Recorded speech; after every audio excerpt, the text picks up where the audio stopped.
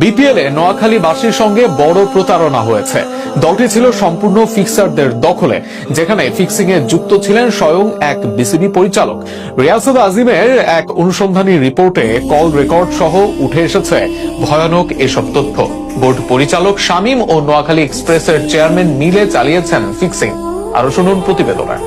একেই হয়তো বলে সর্ষের ভেতর ভূত। এবারের বিপিএল এ সবচেয়ে বেশি হাইপ তুলছিল নোয়াখালী এক্সপ্রেস।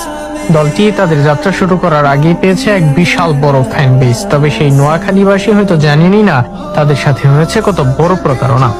দেশের জনপ্রিয় ক্রীড়া সাংবাদিক রিয়াসত আজিমের এক দীর্ঘ অনুসন্ধানী রিপোর্টে উঠে এসেছে এসব ভয়ানক তথ্য, যেখানে শামীমের কর্মকাণ্ড তার নিজের কল রেকর্ডেই ধরা পড়ে।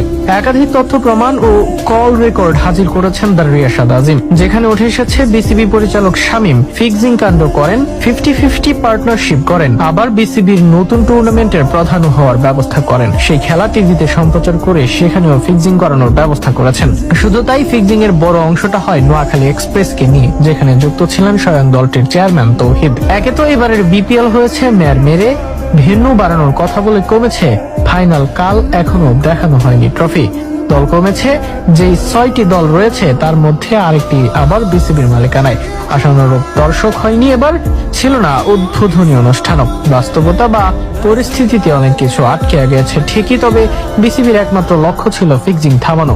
দেশের জাতীয় দলের ভাইস ক্যাপ্টেন সাইফ থেকে শুরু করে আফগান তারকা গুরবাজকে বিরক্ত করেছে এন্ট্রি করাপশন টিম, অথচ নিজেদের নির্বাচিত একজন পরিচালকই ছিলেন ফিক্সিং গুরু। এভাবেই দেশের মানুষের আবেগ বিক্রি হয় শুধু সুযোগ সন্ধানী চেয়ার দখলকারীদের কাছে।